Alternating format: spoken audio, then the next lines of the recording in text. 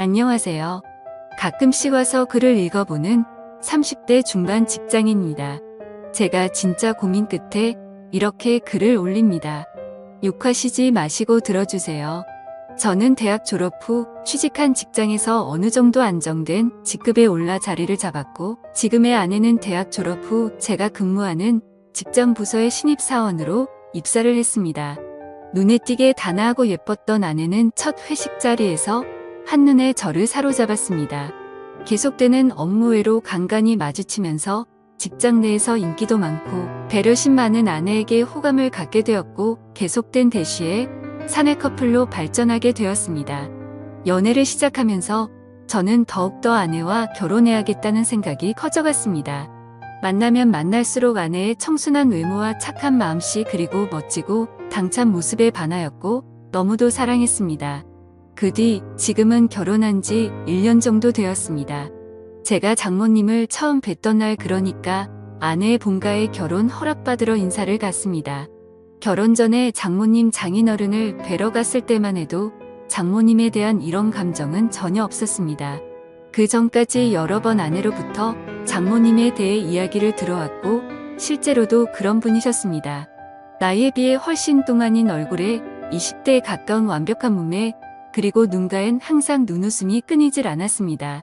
젊으셨을 때 남자들에게 인기를 많이 받으셔서 능력 좋으신 장인어른께서 열정적으로 결혼을 추진하셔서 20대 초반에 결혼을 하시고 제 아내를 낳으셨답니다. 장모님께 한눈에 반한 장인어른이 장모님이 아니면 안 되겠다고 바로 장인어른의 본가에 인사를 시켰고, 장인어른은 더군다나 장모님 지인분들과도 충분히 깊은 관계에 있어서 만날 때마다 대놓고 결혼할 사이라고 양가에 이미 허락을 받았다면서 소문을 다 내셨다네요. 그만큼 장모님을 놓치기 싫으셨던 거죠.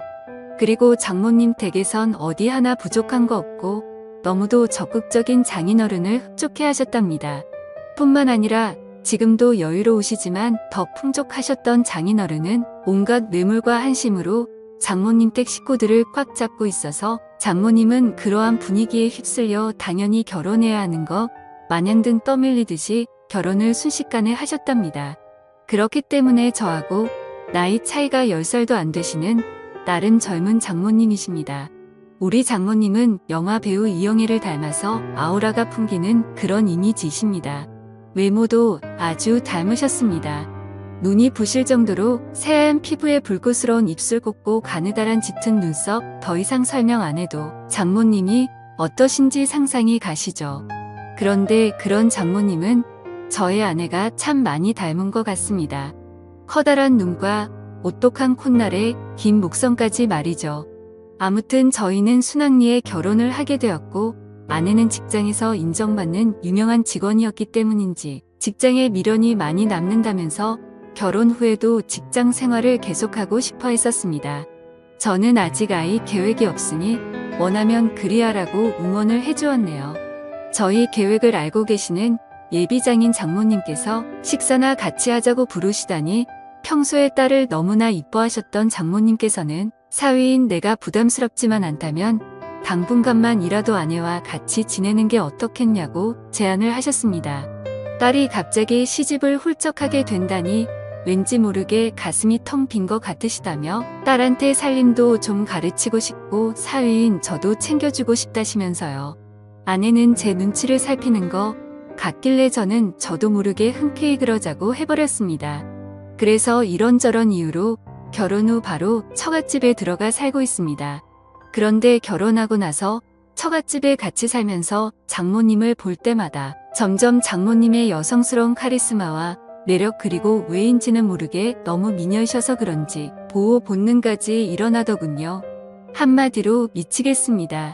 몇 달 전에는 장모님께서 샤워를 하시고 머리를 말리지 않고 나오셔서 부엌에 물을 마시러 오셨는데, 그때 저와 눈이 딱 마주치고 말았습니다. 전 정말 말로 표현할 수 없는 감정을 느꼈습니다. 온몸이 찌릿하다고 해야 할까요? 저도 모르게 그 순간 장모님이 여자로 느껴졌습니다. 이러면 안 되는 거 알면서도 그때 그 모습이 자꾸 떠오르더라고요. 장모님께서는 음식 솜씨도 보통이 아닙니다. 나름 까다롭다는 제 입맛을 그냥 사로잡아 버리십니다. 먹다 보면 맛있다는 감탄사가 저절로 나오게 됩니다. 그래서 밥 2공기를 기본으로 해치우면 장모님께서는 그런 제가 너무 이쁘시다며 무척 흐뭇해하시면서 먹고 싶은 게 있으면 언제든 말하라고 하십니다. 아침 식사를 거르기가 일쑤였던 저였는데 결혼 후인 지금은 결혼 전보다 일찍 일어나 말끔한 얼굴로 장모님이 차려주시는 밥을 챙겨 먹고 출근을 하고 저녁에는 친구들과의 술자리도 한두 개씩 빼가면서 신혼이라 일찍 들어가야 한다며 장모님과 저녁 식탁에 함께 앉기 위해 칼퇴근을 서둘렀습니다. 앞치마를 두른 장모님의 모습은 저의 심장을 너무나 뜨게 했기 때문입니다. 그러던 지난주 금요일 어느 때처럼 칼퇴근을 하고 집으로 돌아갔는데 장인어른과 제 아내는 약속이 있다고 하여 저는 장모님과 단둘이 식사를 하게 되었습니다. 장모님께서는 이미 제 퇴근 시간에 맞춰 저녁 준비를 다 끝내셨는지 이미 식탁에 반찬이 한가득 자리를 차지하고 있더군요. 마지막으로 장모님께서 찌개를 데우시는데 장모님 손가락에서 피가 나는 것 같더라고요.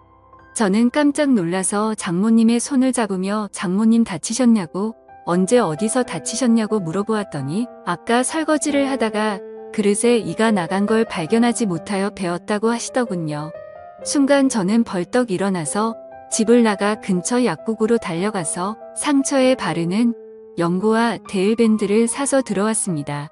장모님께서는 밥 먹다 말고 어디 다녀오냐고 놀라 물으셨고 저는 그런 장모님을 의자에 앉힌 뒤 장모님 상처부터 치료하고 식사해요.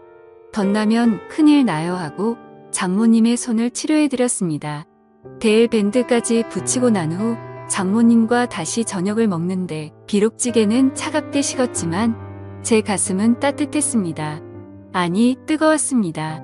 다시 한번 그 손을 잡을 수 있다면 하는 생각이 들던 그때부터일까요? 저는 장인어른과 장모님이 함께 대화를 나누시는 모습을 보면 장인어른이 너무 부러웠습니다. 식사 후 산보를 즐기시는 장모님께서 식사 후 같이 산보를 권하셔서 같이 나간 적이 많습니다. 그러면 장모님은 장인어른과 팔짱을 자주 끼시고 손도 꼭 잡으십니다. 물론 얼굴에 땀도 닦아 주시더군요. 그런 장인어른을 보고 있으면 제가 장모님 옆에 있었으면 하고 말도 안 되는 상상을 합니다. 길 가다가 맛있는 게 보이면 아내보다 장모님이 먼저 생각납니다. 그래서 들어오는 길에 장모님이 좋아하시는 과일도 사들고 들어오게 되고 그럼 또 장모님께서는 솜씨 좋게 과일을 깎아주시며 우리 사위가 최고라고 칭찬을 해주십니다. 장모님은 요리하는 걸 참 좋아하시는데요. 주말엔 요리를 배워보겠다고 제가 나섰습니다. 장모님께서는 나한테 배울 게 뭐 있느냐면서도 간단하게 편하게 먹을 수 있는 요리며 술 안주 등을 몇 가지 가르쳐 주셨습니다. 옆에서 요리도 하고 설거지도 같이 하면서 신혼부부 같다는 느낌이 드는데 그저 그 순간이 잘못됐다는 생각보다도 그저 행복했습니다. 이번 주말엔 제가 장모님께 배운 요리라며 나름 근사한 저녁을 선사했습니다. 물론 아내와 나 그리고 장인어른과 장모님은 장모님과 함께 만든 요리에 와인도 곁들여 즐거운 시간을 보내게 되었고요. 와인 2잔에 장모님 얼굴이 발그레 달아오르시는데 장인어른께선 그런 장모님을 아직도 많이 사랑스러워 하시는 것 같았습니다. 근데 저는 그 모습이 사랑스러우면서도 질투 같은 감정이 솟구쳐 오르더군요. 아내의 외모가 장모님을 정말 많이 닮기는 했지만 아내에겐 찾을 수 없는 묘한 매력이 장모님에겐 있었습니다. 얼큰하게 취기가 오르신 장인어른께서는 먼저 방으로 들어가셨고 와이프도 내일 약속이 있다면서 자리를 먼저 떴고 뒷정리를 하시려고 일어나시는 장모님께 저는 아쉬운 마음에 한 잔만 더 하고 뒷정리는 제가 하겠다고 하자 장모님께선 안주가 떨어졌다며 뚝딱하고 안주를 하나 해주셨습니다. 장모님께서 안주 접시를 내려놓는 순간 전 장모님 볼에 뽀뽀를 해버릴 뻔했습니다. 순간 정신이 번쩍 들더라고요. 물론 장모님은 눈치를 못 채신 듯 했습니다. 그건 정말 지금도 다행이다 싶습니다. 그 뒤로도 장모님은 제 눈에 수시로 아른거립니다. 출장을 가서도 아내의 것보다 장모님의 선물이 눈에 들어오고요. 그래서 장모님 것만 사드릴 수가 없어서 아내 것도 같이 사서 드린 적도 여러 번입니다. 그러면 장모님께서는 수줍은 소녀마냥 내 것도 챙겨주냐며 행복해 하십니다.